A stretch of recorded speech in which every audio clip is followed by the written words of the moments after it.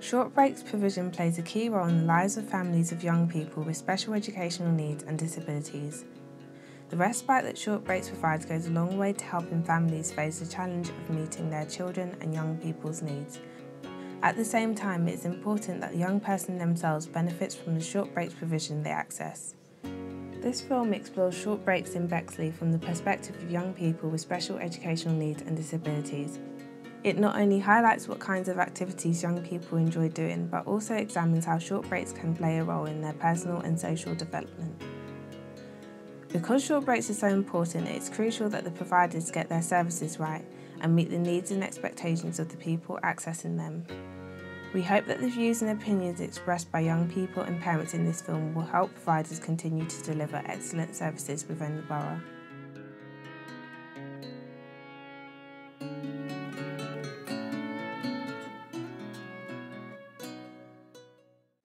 It goes without saying that the specialised youth and social clubs are really popular with young people, giving them a chance to have fun and make friends. My name is Daniel Fillery. My name's Shlia Bradshaw. I'm Reese. I'm Jack. Taomi. Callum Chi Ying. I'm George and I'm 12. I'm and Matt, I'm from I'm England. Alice, I'm 15. I'm 15. I'm 15. I am 15. I'm old enough to have a dorky now. I'm 10 old. I'm 12 and I live in Welling. And I'm 13 years old. We are at the club and we're going and I've been doing walking. I did some drawing, going on computing outside. I like to go outside because to get a bit of fresh air. Just playing with my friends. Sometimes we go on trips and sometimes we play games. I play games. We do loads of games and sports stuff. Well, we go in there and have snacks like we just saw. Doing tuck shop. We have a tuck shop. See how much things cost in there. I like the kinds of different stuff in your playground. Talking with my friends and having a good giggle. Talk to my cranky boyfriend about my animals. And we go on the computers, they've got loads of things. Loads of other activities. I like the staff in SNAP and the NAS. The staff are nice and lovely and the young people are lovely. I've got lovely friends here, but can play with me. Like, you could make new mates. And I enjoy it here. It's fun. It's beautiful. It's just nice because I can be more independent and that. But these clubs aren't simply about young people enjoying themselves. From speaking to them, it becomes clear that the youth clubs also provide a safe space where they can build up their confidence and develop key social skills. Well, my name's Jacob, I'm 17 years old, I live in Welling, Kent. My name's Jack Lamming and I live round this area. I don't live far from this youth club, just up the road. We're Bexley Snap Youth Group, and we are socialising, I think. It's very good for autistic people because, like, obviously, not autistic people are very confident, going out and all that, and meeting new friends. So it gives them a chance to do other stuff, besides not being stuck at home all the time. Because some autistic kids find it find it very easy to stay at home and be wrapped up in cotton wool. This place gives them a chance to do other stuff on their own, say take their own money and give that money to Becky, who's in charge. Gives them a chance to do other stuff. I have quite big confidence issues. So yeah, that's the reason why I stayed in my house when I was younger. I didn't really go outside the house, really. I just stayed indoors because I felt everything I needed was indoors, and I've never been a sporty person, so going out playing football with my friends, I would enjoy it, it'd be redundant. Well, it was recommended to me by my Year 10 teacher. She thought I'd fit in nicely because I know someone here. Yeah, and yeah, ever since then I've been socialising a lot more. My Asperger's didn't really help with my confidence. They kind of helped it dwindle down. And so I'm really one for Asperger-friendly socialising, not really ones that like go out, have a beer or whatever, or go clubbing. Like youth clubs, holiday schemes such as those run by SNAP, Moorings and the NAS serve more than one purpose. On the one hand, they give young people something to do in the holidays, but at the same time they also help with personal development, providing a safe and non-judgmental space where they can interact with each other. My name's Michelle. I've got a son, one son, Adam, who is nearly 11 and he has got high functioning autism. Hello, I'm Vicky Rivers. My name's Chloe Rivers. I'm Ruth. This is Tommy. He's 8. He always comes to the NAS Holiday Club. That's a bit of a lifeline for us, really. It's on every, half-term, summer holidays, and they have some social events during the year. Tommy really enjoys coming here. He always looks forward to it. He counted down the days, the last few days. It sort of calms me down, just to be with, I don't know, I just like it. And so, yeah, it's nice to, just come out and talk to other people that are the same age as you and things. And they're going through the same stages school-wise and things like that. He's quite reluctant to come out of the house a lot of the time, not just to go to school but to do nice activities.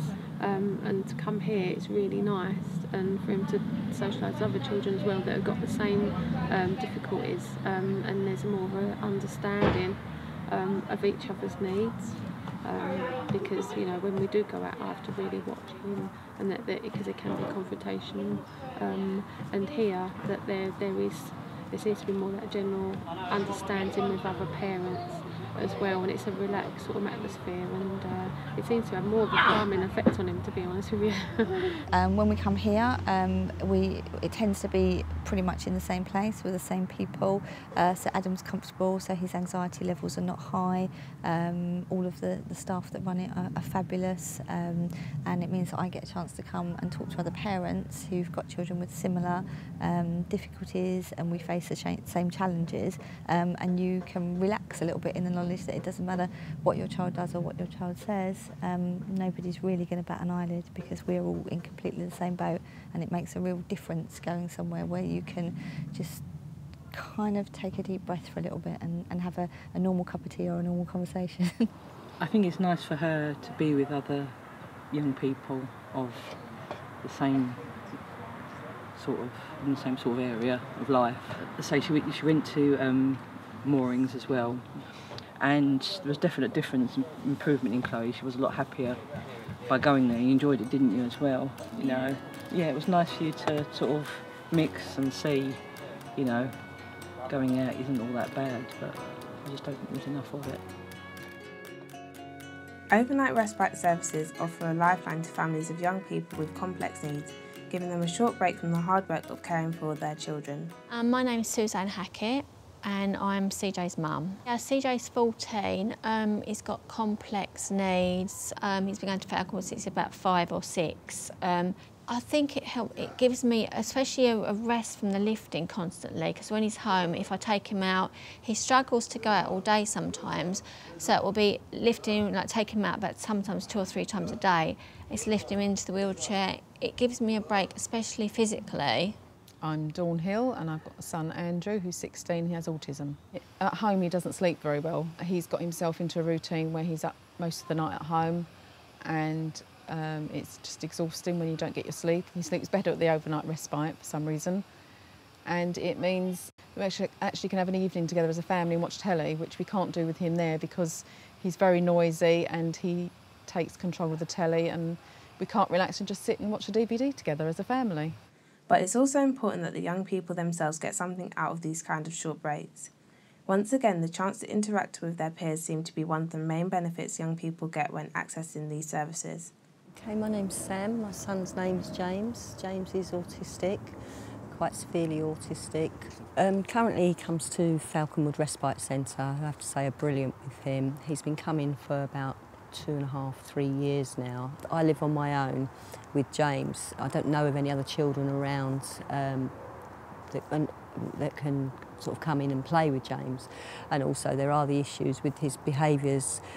So for James to actually interact with other children of the same problems or the same difficulties with communication, it's good for him to be able to mix and without being judged, because I think children do pick up on other people's judgments of them. As well as this, it seems that overnight respite also helps young people develop their knowledge and understanding of the world beyond their immediate family. He really does enjoy it, the overnight stay. It helps him be away from home, and as a parent you always worry if you have to go in hospital and there's nobody available, if your partner works, or, the other children can't look after them because they've got their own jobs. Not only does it give both of us a break, but it gets him also, I think, used to other people. If I was to have to have him in hospital and he had to stay there for some reason, it's always a worry when you've got special needs children. And it's not only good that it gives him a break, gives me a break, it does get him used to staying overnight somewhere else. He enjoys the independence of going away from home, so he's not just at home all the time, and he gets a good routine. He knows he's going to have a nice dinner and he's going to have a bath and he's going to have free time. He loves all that, and he just enjoys doing something rather than just doing the same thing every day. Much like overnight respite, personal carers provide families with much needed support with young people's complex needs. Yet at the same time, it is really important that the young person themselves enjoys and benefits from their time with their carer. I'm Eileen, I'm Shannon's mum. Shannon's 14, she's got complex needs, she's got full-limb cerebral palsy. She has a carer that she goes out with in the holidays, in the school time as well. She comes, she dresses her, gets her ready for the bus to go on up to school. But in the holidays she comes out, she takes her to the shops, takes her for a walk. She likes air, she likes to sit out, she likes to look around all the surroundings. She likes to see things.